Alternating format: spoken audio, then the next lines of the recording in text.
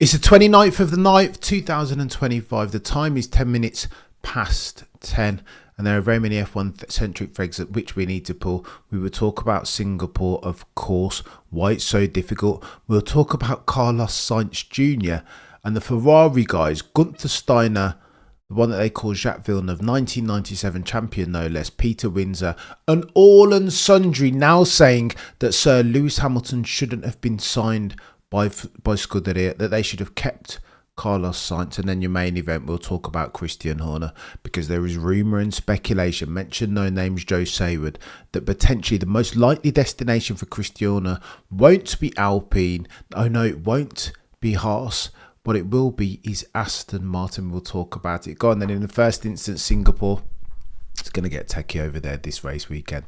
The most difficult of the 24 races currently on the calendar. Why? Well, for a couple of different reasons. There is time differences. This is a back-to-back trade.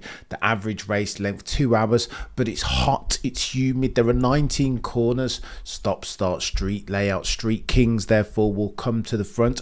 80% humidity. The drivers will lose up to 4 kilograms in the car. 60 degrees Celsius cockpit temperatures. F1's ultimate test of endurance, says Sundram, aka F1 Stats Guru. And here's what you need to know: there are stakes as far as the Drivers' Championship is concerned, because Red Bull are saying that they fixed the car. No longer is it understeer to snap oversteer. Now Max Verstappen can drive it. He can be the difference because it's close enough to the double brake ducted MCL 3.9. Well, that's as may be at Monza, the Italian Grand Prix, the Temple of Speed, where aerodynamic efficiency fades to black. That's as may be at Azerbaijan. Baku, of course, Sector 2, 90-degree turns, medium duration, of course, but this is a little bit different. Singapore, Red Bull and Max have never gone well around here. The car doesn't like it. Doesn't like the climatic circumstances, nor does it like the contoury track. If Red Bull are back, we will know over the course of the next weekend. Oh, and by the way, if we're talking about Scuderia Ferrari, listen, do you remember when it was this?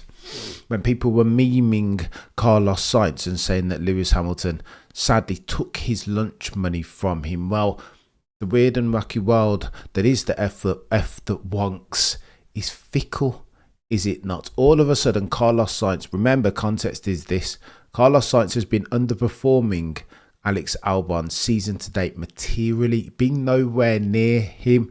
All of a sudden, Carlos Sainz gets a podium, and now everybody's saying, well, Ferrari made a mistake in throwing $100 million at the one that they call Sir Lewis Carl Davidson Hamilton.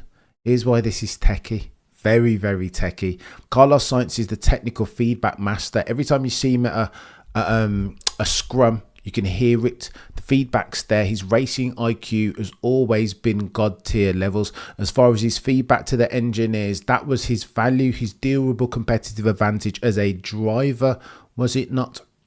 Every time you see him alongside Charles Leclerc at a briefing, Charles looked like a young boy studying for his GCSEs or something. Whereas Carlos Sainz, as far as the texture, the god tier levels of technical feedback that he offered, his ability to translate meaningful message back to headquarters, Fiorano and Maranello, was different. He always looked, as versus Charles Leclerc, like he was a PhD level student, 200 level race IQ, solving for Fermat's last theorem. That's why every single time Carlos Sainz joins a team, they are there. By the time he leaves, they are here. He improves them, therefore. Per se, a rising Carlos Sainz tide floats all F1 team boats. Now, Peter Windsor, this is the difference between insight and commentary. You'll record friend of the channel, Peter D. Windsor, said last year, I don't know why they are signing Lewis and replacing Carlos Sainz. If a driver pairing, if the chemistry is there, if it's not broke, then don't fix it. Your boy over here said, surely if you have the opportunity to sign one Sir Lewis Hamilton, 7-time champion, Mount Rushmore of F1, then you sign him. It is a no-brainer. You've got to go and get Lewis Hamilton, even if he is 40 years old, even if the last 40-year-old winner of a Grand Prix was Nigel Mansell in 1994, even if that's as may be, you have to sign yourself Sir Lewis Carl Davidson Hamilton.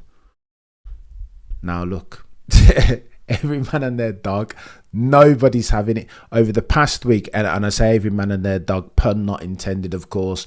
Prayers, thoughts go out to Lewis Hamilton and his family. He's hoping Roscoe pulls through, but that's why this circumstance is even more chaotic. The performance of the car has been bad season to date. The performance of Lewis Hamilton has been record-setting bad. Doesn't look like himself, does he? But again, he hasn't had the car underneath him. So can you judge him properly in real time based on his season to date performance? Well, Villeneuve is saying they should have never signed Sir Lewis and got rid of Carlos Sainz. Moxer is saying that Lewis is a temperamental dude, that he's always in his feelings, that he can't navigate around difficult circumstances like Fernando Alonso, man from Oviedo, Astoria. And even Gunther Steiner has come out and said that Ferrari, that the guys and girls over at Scuderia are being open and honest, that they said that they didn't want to lose Carlos Sainz Jr., nor did they want to sign Sir Lewis Hamilton as a replacement. It feels like the tide is doing one of these. The general consensus, therefore, is that Ferrari want themselves some of Carlos Sainz Jr. and no longer are invested in the project that is Sir Lewis Hamilton. Oh, the humanity. F1 is a fickle mistress, is it not? Oh, and by the way, we've got to talk about Christian Horner, because again, Christian Horner not long has been released from his contract, severed. Rumour, word on the F1 curb is that he got paid 13 million euros per year. Again, his contract was due to go through to 2030. So times the 13 by 5, and that's how you get yourself 50 million Great British pounds, not euros. That was the settlement, but that's a mere drop in the ocean for Red Bull, right? 1.3 billion is how much Red Bull Group made in profit last year. That's chaos. 50 million, therefore, is nothing to them. Just give that. That's chump change. Throw that at Christian Horner. But the conversation is this. What next for Christian Horner? You will recall that between the back and forth between Toto and Christian, Toto would always throw it in his face. Christian would say, you know what? Toto's a businessman. Do you know what I mean? He's not a racing mind. He inherited that team, Mercedes, from the likes of Ross Brawn. It was Brawn GP. Toto would respond to that flippantly. Say, you know, I didn't inherit that team. I bought that team. I'm a 33% shareholder. How many shares do you, Christian, have in Oracle Red Bull Racing? 0. That's what I thought. And that bugged Christian Horner. Ultimately, some say that the reason why Christian Horner was sacked was because he wasn't on top of the underperformance and the misconduct, the coercive behaviour, etc., etc. Ultimately, he didn't have a say because he wasn't a C-suite exec level bod with shares. There was no equity for Christian Horner. Hence why when he comes back into F1, word on the F1 curb is that him coming back even will be contingent upon his having a sharehold, material one, 30 something percent. Now, where does that mean? Where does that leave us? Potentially Haas? I don't think so. Gene Haas will not give up the material shareholding necessary to attract a Christian Horner back. No chance. Alpine, therefore, some say, well, Alpine have been looking to sell for a while now. That's why they had Flavio Briatore there to increase the asset value of the company, just like Zak Brown has done over at McLaren. 4.1 billion US dollars is how much they're said to be worth, given that CYN Holdings have just bought out the rest of them. Alpine, maybe then. That sounds like it makes sense. Although something didn't sit well with me around Alpine. They don't know what they're doing. Is it Renault? Like, what's going on over there? They're a French company pursuing electric automotive avenues, but then it's confusion. And is there a singularity of focus? I don't think so. I think there is another option for Christian Horner. Now, Joe Saywood confirms this in his newsletter this morning, and it is chaos. How about Aston Martin? Saywood argues, conjectures and speculates that Christian Horner's most likely destination in 2026 will be Aston Martin for these reasons. I thought that Adrian Newey had a clause in his contract that stated that there was no way that he would work yet again with Christian Horner. That's the reason why he left Red Bull in the first instance. They shared the PA.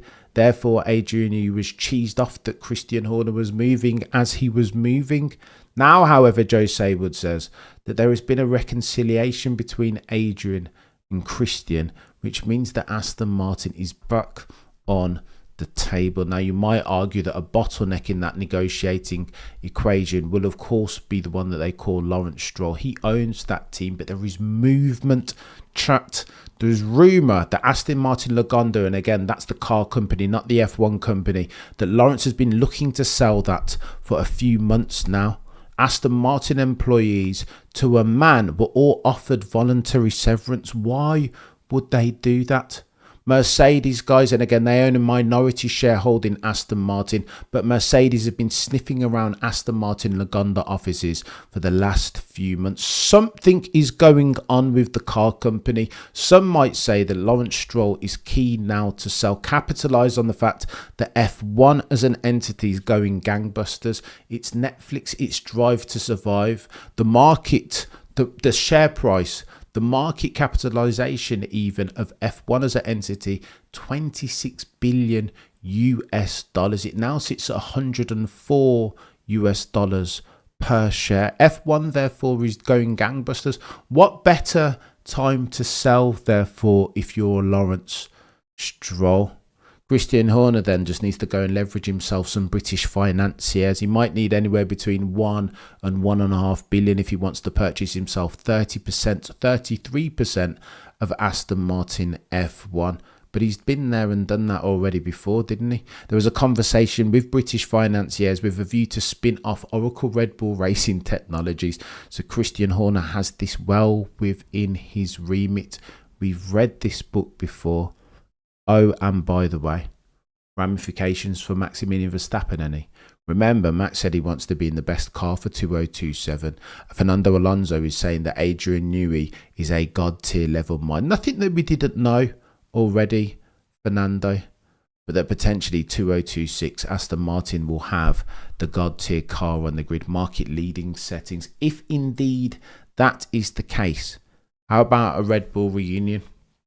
Adrian Newey already there at Aston Martin with a significant shareholders technical director. Christian Horner goes over there next. Who would bet therefore shortly thereafter that Maximilian follows, especially if Adrian Newey does what Adrian Newey has done career to date so frequently and so expertly, which is of course designing a car that is the dominant one on the field. Lap time, durable competitive advantage. Christian Horner, Adrian Newey, Maximilian Verstappen over at Aston Martin in 2027. I'm not saying that this is going to happen for sure. Don't take this to the bank. My crystal ball is as murky as the next person's yet and still. But the probability of this happening has just gone through the roof exponentially. I'm telling you, pay attention to this chat. It will develop over the next couple of months. Christian Horner to Aston Martin. Are you buying or selling? Let me know in the comments. Between now and next time, the prosecution rests. No further questions, Your Honour.